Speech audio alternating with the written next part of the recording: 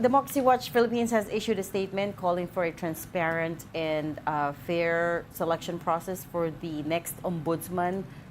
Talk us through that. What do you guys want to happen here?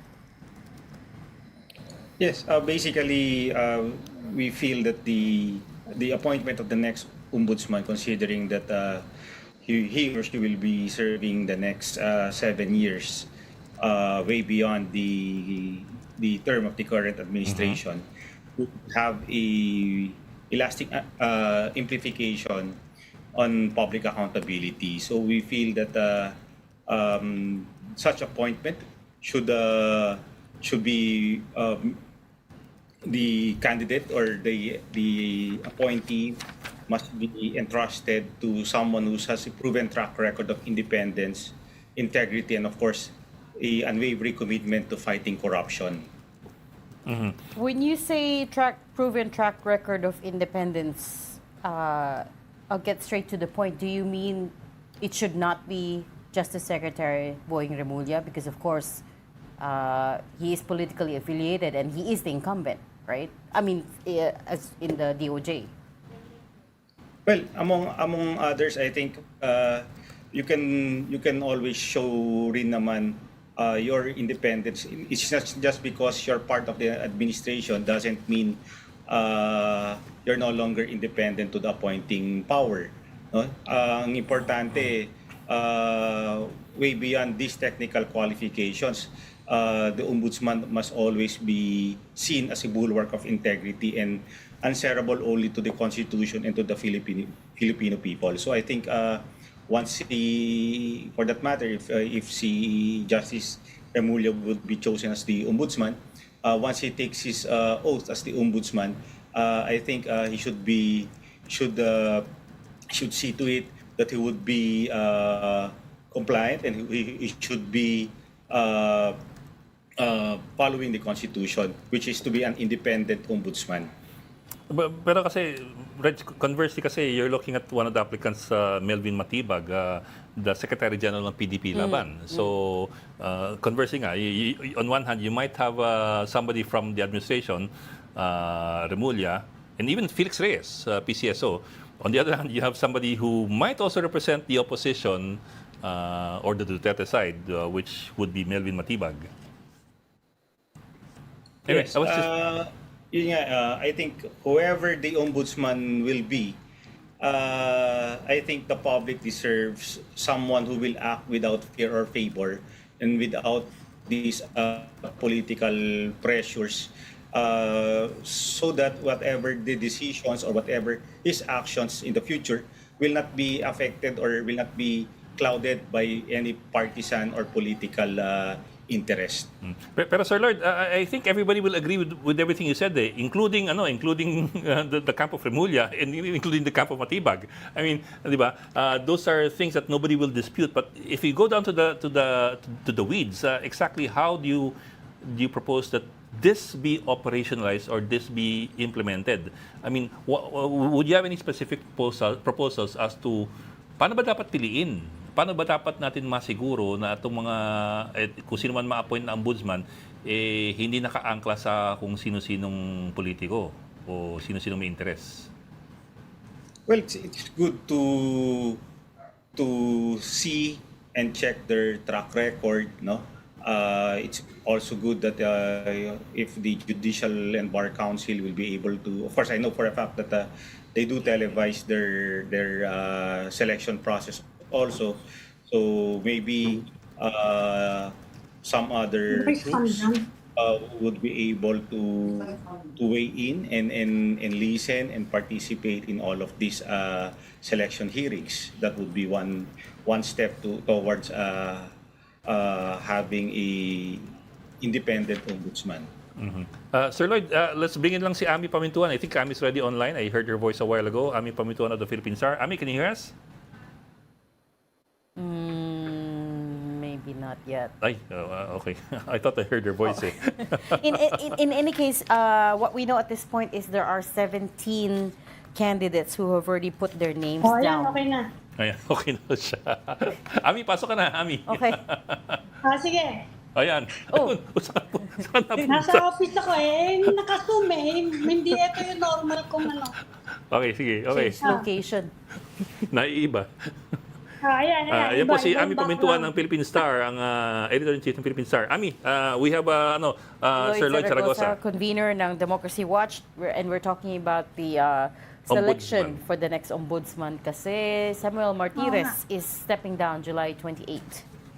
Yes. Meron ba kayong meron na kami listahan actually nung 17. kaya lang hindi pa Oh. medyo diverse yung Nakita niyo ba yon yung listahan na yun? Yes. Kasi nagkakalat na rin naman sa social Diverse, media. diverse. May 17 names. Yes. And then from the incumbent, of course, pinaka representative of that is si Justice Secretary Boying nga. And Yes. on the other hand, on the one hand, si Democracy Watch is issued a statement calling for an impartial and independence, for the president to choose someone with a track record of independence and impartiality. Thus, what we're trying to do here is we're trying to hinihimay lang natin what that should look like. Yes. Meron, hindi, yun ang nga tinatanong ko, meron na ba, kasi have you seen the list, Have you seen the list? Kasi nagkakalat Lloyd. na rin naman sa social media. Yes, Baka we do. naman may napupusuan na kayo doon. O gusto nyo magpasok ng iba pang sana, or you're hoping na may ipasok pang iba. Well, the people who applied are all top caliber lawyers rin Yes. naman, no? And I think the important thing is they should be able to show that they have that unwavering commitment of fighting corruption. Dahil what do we have for an ombudsman for if hindi rin naman siya titindig at lalaban mismo sa pagsugpo ng corruption in government. I think that's one primary consideration na dapat nating saalang-alang sa pagpili ng ating ombudsman. Yung ombudsman position is for a period of 7 years and it crosses administrations, of course. But what does your group think, in your opinion? Si Ombudsman Martires ba has done enough in his term? Well, in fairness to the ombudsman, no, I think the current ombudsman, he was able to implement in some reforms within the office. Although we would want someone who would also be who would open the gate, so to speak, for for more information, especially of course we're talking here about the SALN. disclosure and those things, no, which have been barred by the present ombudsman at this point. So hopefully there would be some improvement on that, dahil karapatan rin naman natin na as a citizen na malaman ano yung mga diniklara ng mga bawat public officials natin sa kanilang salin, at upang sa ganun mas makita natin na mas mahikayat pa natin sila na mas maging transparent sa kanilang mga gawain. Would you... Actually, nakukulangan yung mga tao dun sa especially dun sa action niya dun sa formally. Meron ba kayong any ideas on that case? Yung pag-handle daw ng ombudsman ng formally scandals, saka yung mga cases involving the Dutertes.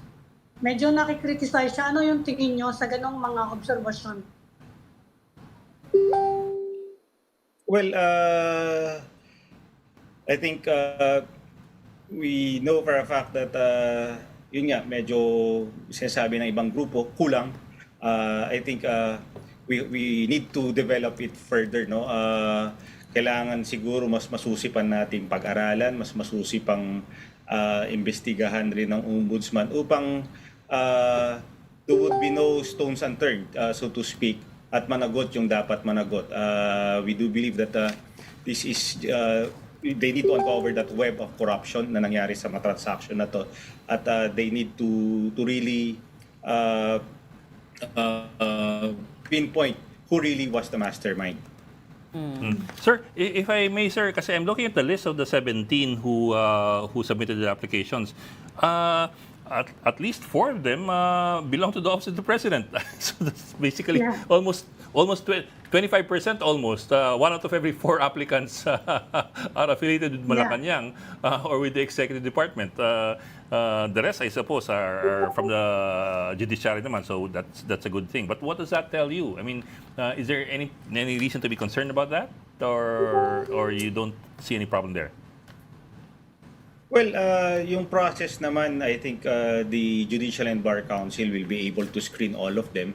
And from a list that the Judicial and Bar Council will draw up, that's the only time that the President will pick or appoint his chosen ombudsman. So regardless if there are 17 names at this point, it will all boil down to the final cut-off or to the final list that will be given by the JBC to the President, of which doon pipili ang Presidente. Well, sir, let me fine-tune that a bit. Is there anything in the process that you would like to change, amend, fine-tune, or revise as far as, as far as making sure that we get an ombudsman that we really deserve?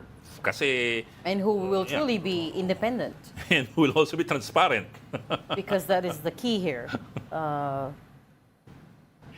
Well, we think it's more of informing the citizenry of all of these applications. I understand this will be all public hearings, and at the same time free naman ang mga tao